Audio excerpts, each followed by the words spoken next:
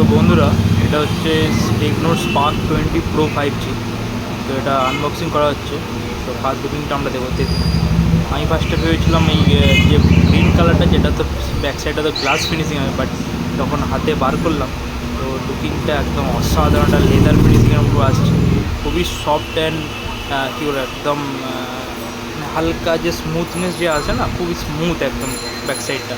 হাত দিলে খুব নরম টরম লাগবে, প্রিমিয়াম মানে একদম ফিল আসবে। প্লাস এর যে একটা গোল্ডেন কালার বর্ডার দিয়েছে, দেখতেই পাচ্ছেন খুব সুন্দর একটা বর্ডার দিয়েছে ক্যামেরার পাশে বলুন বা সাইডটাতে। এর ব্যাকগ্রাউন্ডটা খুবই সুন্দর, মানে একবার হাত দিলে বারবার হাত দিতে ইচ্ছা করবে এরম ধরনের একটা লুকিং করেছে। প্লাস এর বক্সের ভেতরে আপনাদের দিয়েছে একটু ম্যানুয়াল দিয়েছে, ইউজার গাইড, আর এটা একটা সফট কেস দিয়েছে, খুবই নরম একটি কেস। এই কেসটা খুবই অনেকদিন পর একটু পাতলা হয়ে গেলে মানে ইউজ করার পর লালচে হয়ে যায়, বাট ভালো কেস। এই চার্জারটা দেখতে পাচ্ছেন, চার্জারটা খুবই সুন্দর। এটা কেবিল দিয়েছে, A2C কেবিল। এটা 33 ওয়াটের ফাস্ট চার্জার আছে। তো এই সাইডটা যখন দেখছি আমরা, দেখুন এই লেফট হ্যান্ড সাইডে বা নিচের দিকে দেখুন স্পিকার গ্রিল আছে, টাইপ-C পোর্ট আছে। এটা ডবল গ্রিল দিয়েছে, একটা জানি না দুটোই স্পিকার না একটা স্পিকার, একটা নয়েজ ক্যান্সেলেশন বুঝতে পারা যাচ্ছে না।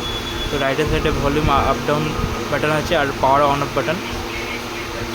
সাইডটা দেখে খুব সুন্দর একটা গোল্ডেন ডিজাইন দিয়ে, ওপরে আবার একটা স্পিকার আছে, মানে total stdio speaker with Dolby atoms. খুব ভালোভাবে ডলবি অ্যাটমস বলে দেখা যাচ্ছে। এই ব্যাকগ্রাউন্ডটা আমার সবথেকে বেশি ভালো লাগছে, কারণ একটা প্রিমিয়াম লুকিং দিয়েছে আর খুবই একটা প্রিমিয়াম ফিল দিচ্ছে হাতের মধ্যে। তো ওভারঅল লুকিং খুবই গুড। তো কেমন লাগলো জানা।